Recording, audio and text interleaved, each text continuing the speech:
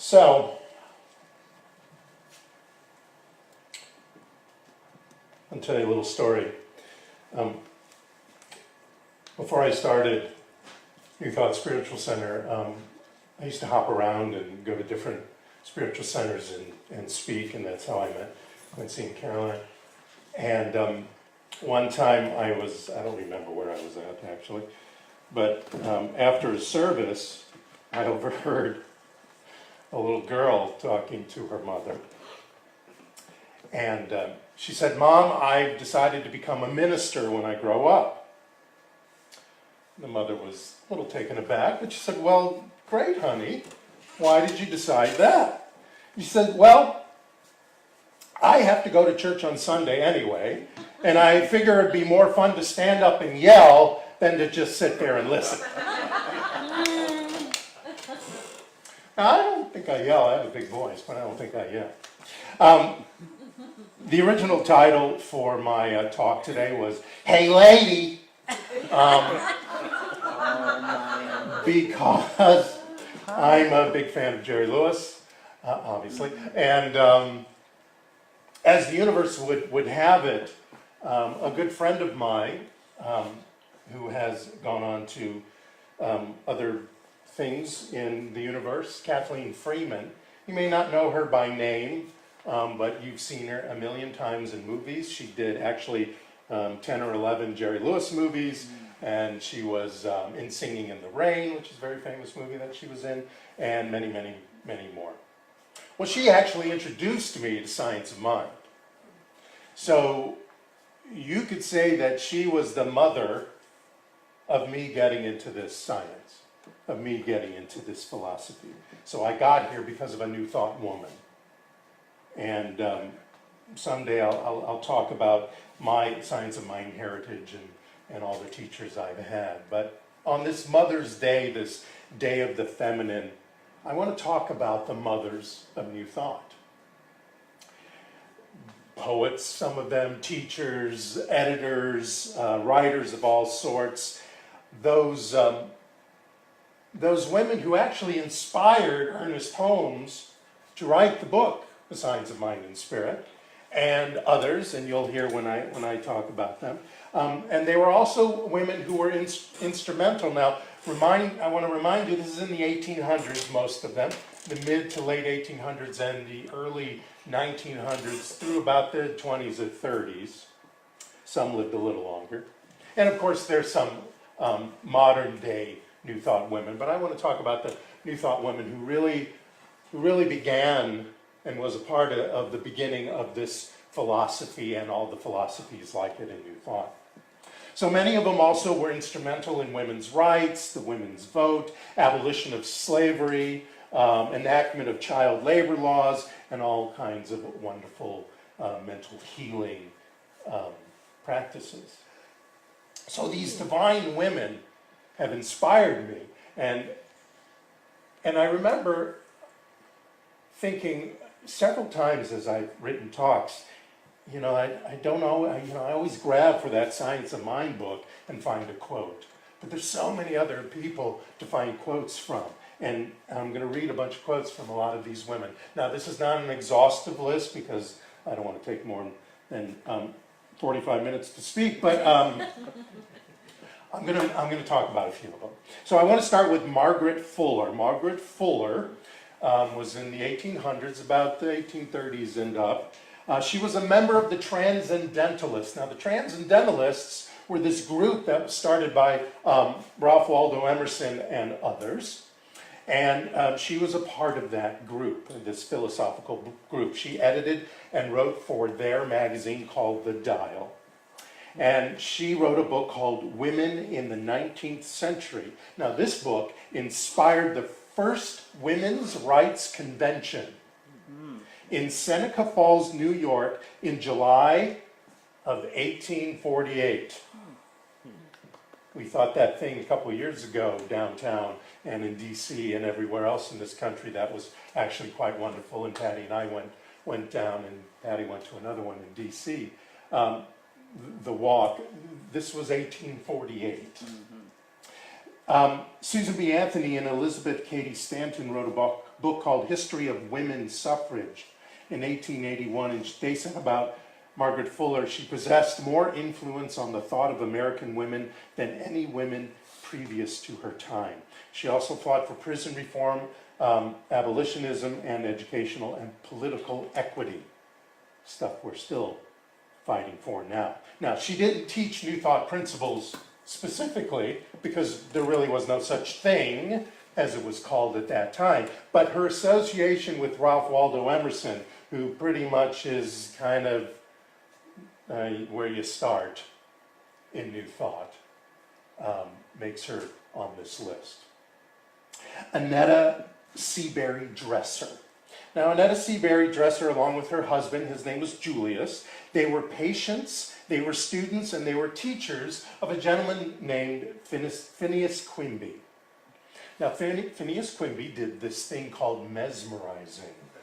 Everybody heard of mesmerizing? When you think mesmerizing, you think of some guy, some Svengali doing this. But mesmerizing was the precursor to hypnotism.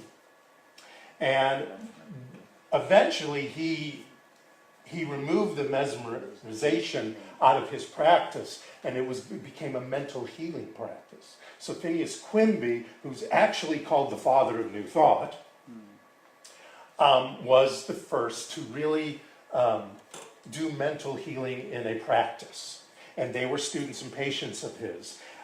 They were the ones, in case you've heard this story, who claimed that Mary Baker Eddy started Christian Science. They were the ones that accused her of stealing the idea for Christian Science from Phineas Quimby.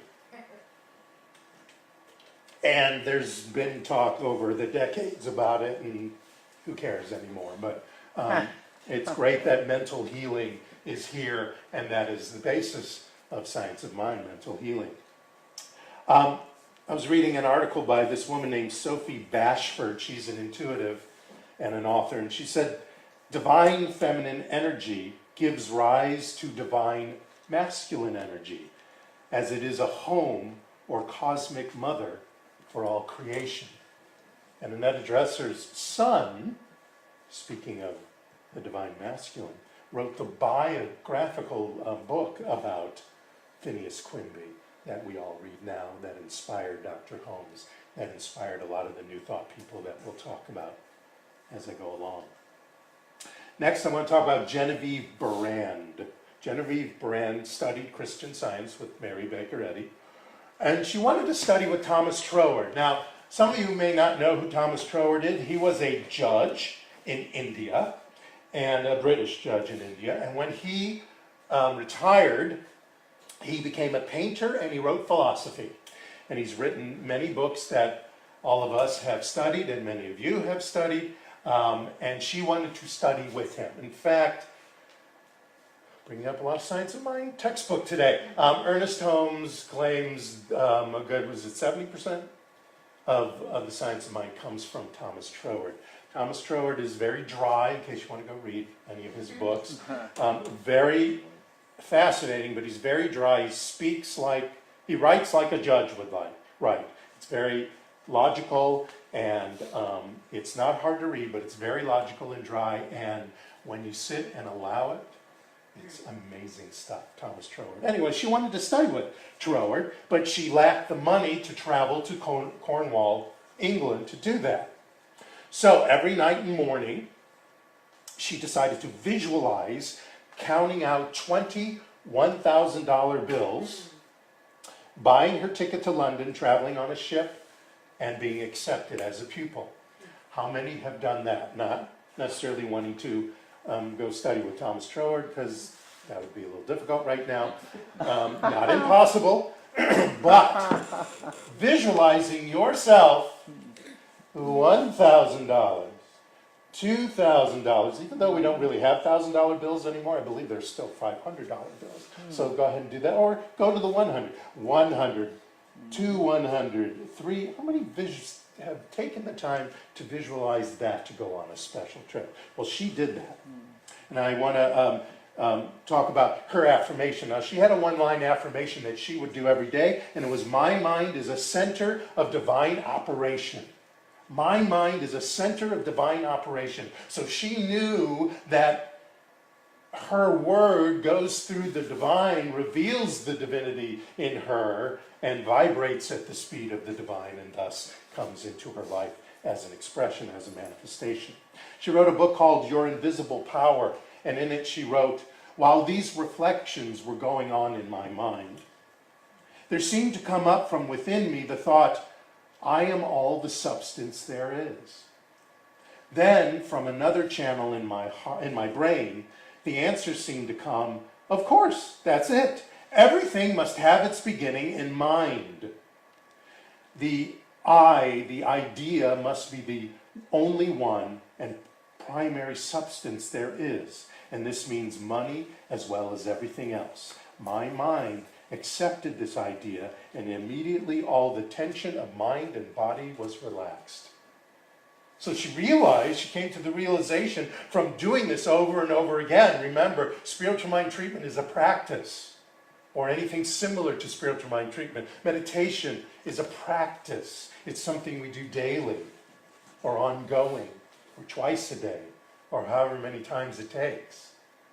And she learned by connecting to the divine, she could feel the difference in her life. In 6 weeks, she manifested that money. In 6 weeks. This is in, what did I say? I didn't say. But it's in the late 1800s, because that's when Thomas Troward was around. And she needed $20,000. Wow, that was a lot of money. That's a lot of money in that time. Because she studied with him for 2 years. This is in the early 1900s, sorry. From 1912, that's still a lot of money in 1912. From 1912 to 1914, she studied with Thomas Troward, and she was his only personal student. So she lived for 2 years in Cornwall, England, and went and studied with him however many days a week that they had a class. And all this from visualization, from prayer. In the 1920s, she founded the New Thought schools in New York City, and there was one in LA. She lectured and guested on radio programs for 35 years throughout North America, teaching mental science and mental healing. Now I want to talk about Elizabeth Town. Elizabeth Town is a publisher, editor, writer, and she was a student of Emma Curtis Hopkins. And I'll speak about Emma Curtis Hopkins in a moment, but you're going to hear her name over and over again now. In June 1900, she began publishing the Nautilus magazine, which used to have 4,500 copies. It was kind of a 4-pager. And then she turned it into an illustrated magazine that grew to 50,000 copies, and all of these were mailed from her house. Oh, jeez. Not by email, not by computer in any way. In 1924, she was elected the president of the International New Thought Alliance, and she wrote over 30 books. In one of her books, called Just How to Wake the Solar Plexus, Just How to Wake the Solar Plexus. What a great title. Anyway, she said, the solar plexus, or sun center, is to the human body precisely what the visible sun is to the solar system. It is the source of all life and light. It is the manufacturer of light and life. Every effort of the individual is for the one purpose of freeing him or her to breathe, to inhale intelligent will, retain it until it has rejuvenated every cell and become tinctured with the essence of its being, and to exhale it as still more intelligence for the accomplishment of their purposes. Mankind breathes an intelligent will, focuses it within, and radiates it in new and more powerful form. There are many simple prayers that I do, and that I do here as well. And one of them is the breathing in. When you breathe in, you say to yourself or out loud, God is, and then you hold it. You want to hold a little God in you. And then as you exhale, you say, I am. So God is, I am. That's what she was teaching. That's what she was teaching from the solar plexus. She was saying from the solar plexus, all this heat, all this power was coming through. She also wrote a book called Joy Philosophy. And she wrote a book on how to grow success. Oh, and she wrote a book with Wallace Wattles. Some of you might have read some Wallace Wattles. He wrote books about prosperity. And they wrote a book called Health Through New Thought and Fasting. Haven't read that one. The next woman I want to talk about, many of you have heard about, and she writes some great books. I have some in this iPad myself. Her name is Florence Scovel Shinn. She was an illustrator of children's magazines and books, and in 1912, her marriage ended. And she turned to New Thought, and eventually became a teacher. She wrote several books, one of which was called The Game of Life and How to Play It. That's probably her most famous book. This one she wrote in 1928. I love this title, Your Word is Your Wand.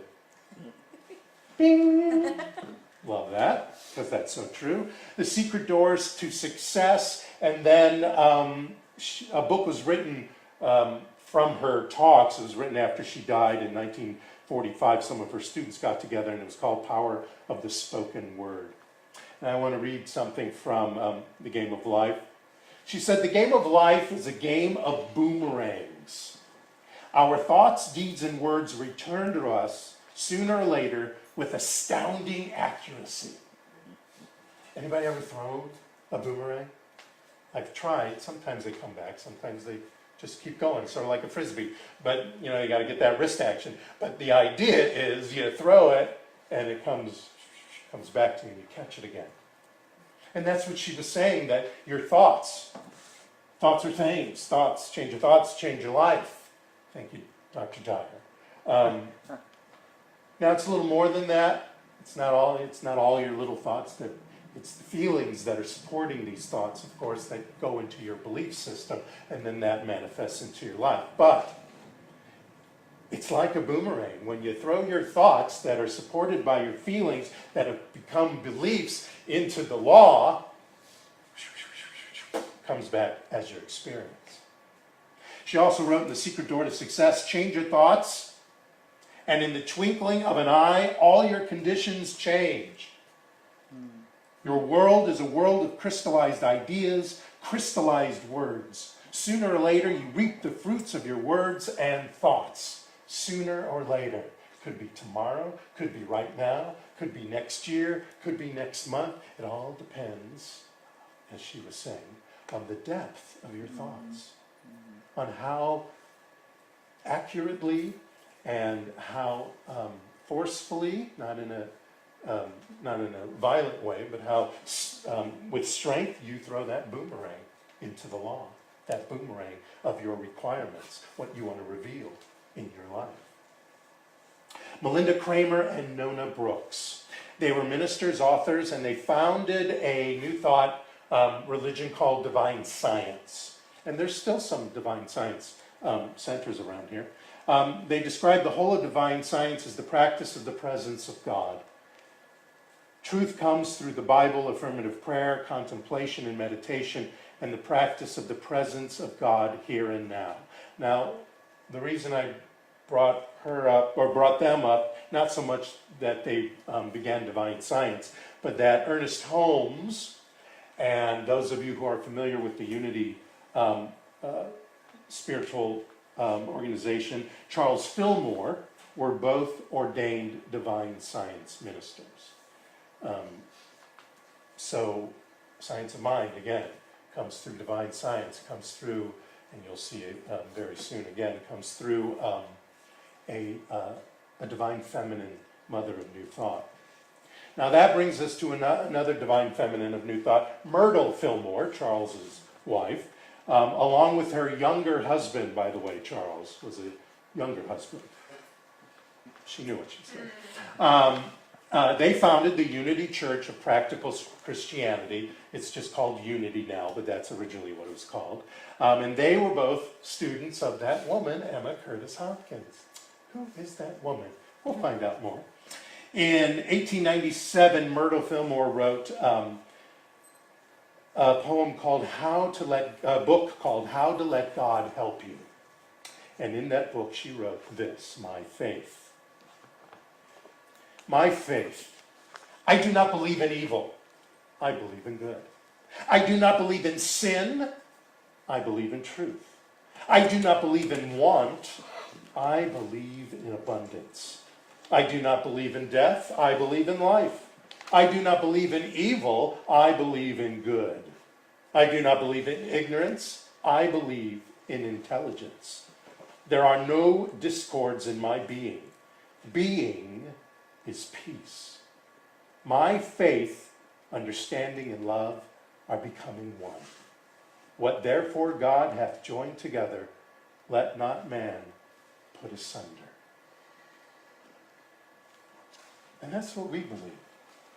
Now, the Science of Mind and other New Thought organizations, they have their own little set of beliefs. The Unity Church has a set of beliefs that they say every week. We don't do the I believe every week. If you read the Science of Mind magazine, it's in there to read every month. But they're so similar to what she just said.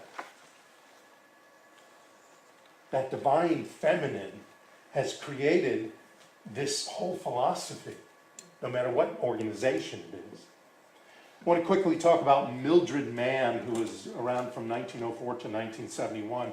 She founded the New York Society of Religious Pragmatism and the Society of Pragmatic Mysticism in Vermont. She wrote several books, Mind and Consciousness, Pragmatic Mysticism, and Become What You Believe, in which she defines the 7 steps of demonstration, she calls it, which is like affirmative prayer. And she wrote this: we train ourselves to think positively and constructively. Take any particular problem in your life and face up to it. Don't deny that it exists, because it does and has, through the sustenance of your thought has given it. Now you decide you're going to change your diet. You're going to put that problem on a starvation routine by refusing to nourish it with thoughts which have fed it so far. You look through it. You realize it is but a shadow, because behind it lies the perfect pattern given you by your God. You made your mind dwell on that. When your thought slips back to the worry or fear patterns it has known, pull it back to positive thinking and stick to it. Remind yourself that you're a child of God. Within you is locked the perfection of divinity, and only you have the key to open it. No one can do that for you. You can only turn the key by turning your thought, and you can only keep the door open by keeping your thought turned in the direction of positive, constructive thinking. We are constantly reading all these new books, and they're not saying anything new than we could learn from these women. And I find that so fascinating. And I have several books that I'm working on at the same time. Not a good idea. And when I write something, sometimes I go back and I read it and I've already read something, not exactly those words, because they're in my vernacular, but this is not a new idea. What new ideas or new ways do I have to use these ideas? And I go back, well, I don't scratch because I don't handwrite. Well, sometimes I handwrite, but mostly it's on my computer. But then I go back and I get rid of them, or I put it in a file that maybe I can play with it and rewrite it. But I've already read all that stuff in here. And it's amazing. She reminds us to feel our feelings, not to wallow in them, not to judge them, not to ignore them, but feel them and go through them. And we can do that with our mind, with our thoughts, with our feelings, with our beliefs. Now I want to talk about Dr. Emily Cady. Emily Cady is very big in the Unity world. She was a metaphysician and a chiropractor. She was a working chiropractor and a metaphysician. She was a student of Emma Curtis Hopkins, that woman. She loved Emerson. She wrote for the Unity magazine, and she helped start Unity with the Fillmores. And she wrote a book called Lessons in Truth. That's her big book. She has sold over 1.5 million copies of this book since 1896 when she wrote it. In it, she said this: God is not only the creative cause of every visible form of intelligence and life as its commencement, but each moment throughout its existence. It lives within every creative thing as the life, the ever-renewing, recreating, upbuilding cause of it. It never is and never can be for a moment separated from its creation. It can never be separated. We reveal it at will, but it's always there. Sometimes we ignore it, but it's always there. Sometimes we sort of misuse its power when we bring stupid stuff into our lives, but so what? You move on, and then you change it. And now we get to Emma Curtis Hopkins. Emma Curtis Hopkins.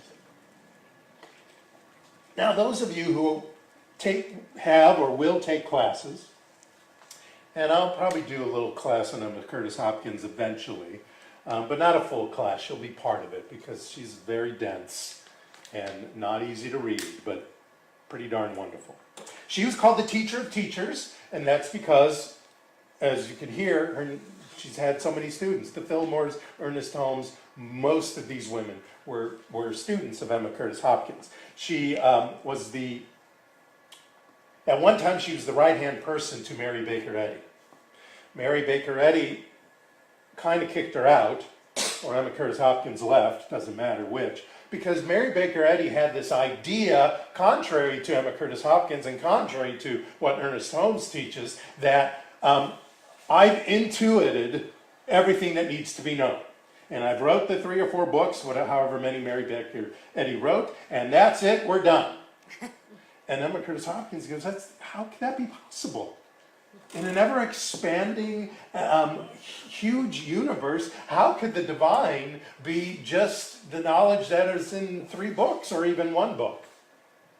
For those of us brought up with the 1 book. That doesn't seem right. We should be, as Ernest Holmes said, open at the top. Open to new things. Open to new ways at the very least, new tools at the very least, to bring these things into our lives. Because some tools aren't going to work for MJ. That doesn't work in my life. But when I do this, boy, I can manifest and demonstrate things. So he finds his way, and Caressa finds her way. He may do spiritual mind treatment, maybe using the 5 steps, maybe not, maybe combining some of the steps, different from the way Caressa or I might do it, but the result's the same.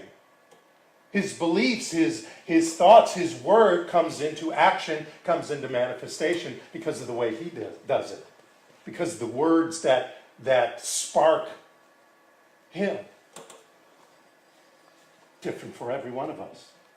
Emma Curtis Hopkins, ordained over 111 ministers, most of them women, and 350 plus healing practitioners at her College of Metaphysical Science in Chicago, Illinois. Her first book was Scientific Christian Mental Practice, and her big magnum opus, sort of similar to the Science of Mind and Spirit, is called High Mysticism. And then she wrote 24 more. She was big on the Bible. She loved Bible quotes, and she used a lot of Bible quotes, but she also used other sacred texts from both the Eastern and Western world.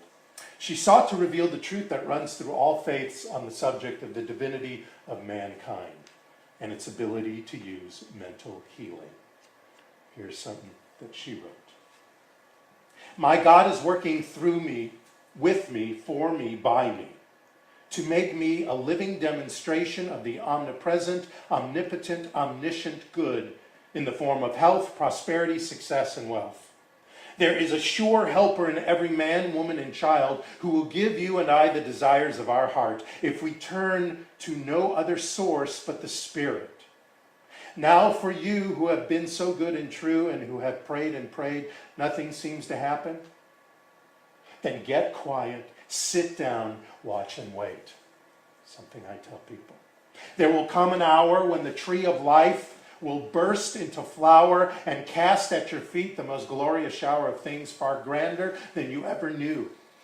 Ye are above the wheel of matter and the network of mind. Ye are light of the world, free, flawless, immortal. She wrote this in the early 1900s, my friends.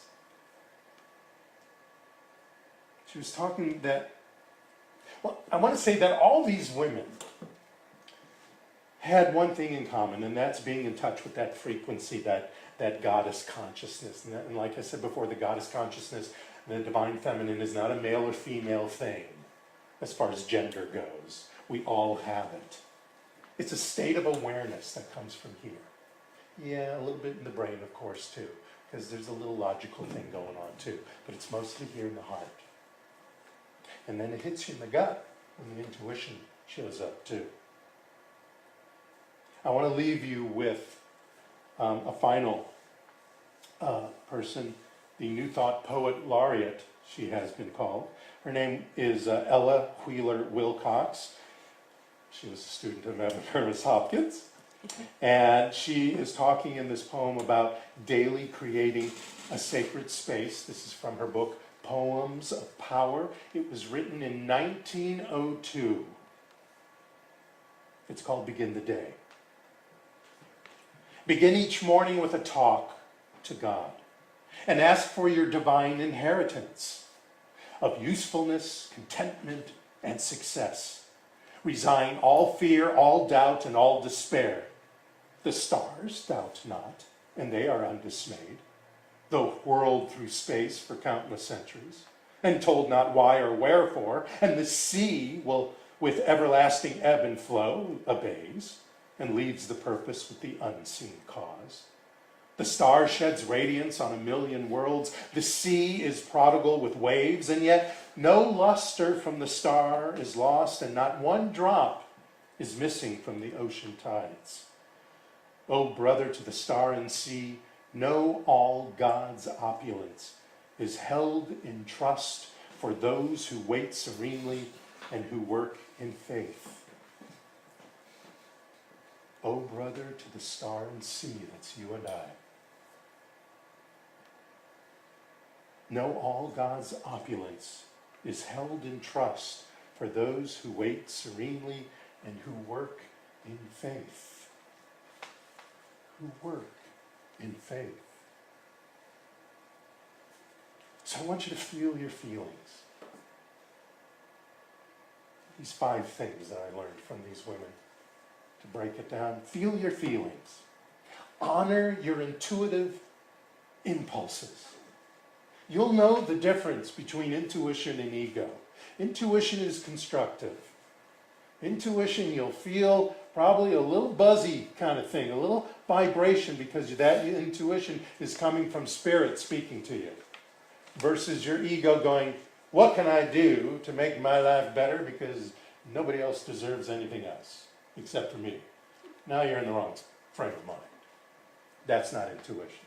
Or if what you're thinking, you're intuiting, is destructive, which saying nobody else deserves what you deserve is kind of destructive too. If it's destructive, or it's an only you kind of thing, it's probably not intuition. Create a daily sacred space. Now, that sacred space could be some sort of altar if you want. That sacred space could be that great tree you have in the backyard or that's in the park. That sacred space could be anywhere that you are, because that sacred space actually is only right here. You may like a tree, you may like some sort of altar to be in front of or next to. You may like that special little round pillow that you can sit and cross your legs on. But it's really right here, that sacred space, daily.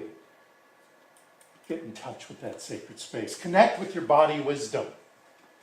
You're going to hear me say this over and over again for the next decade. The divine matrix is what's important.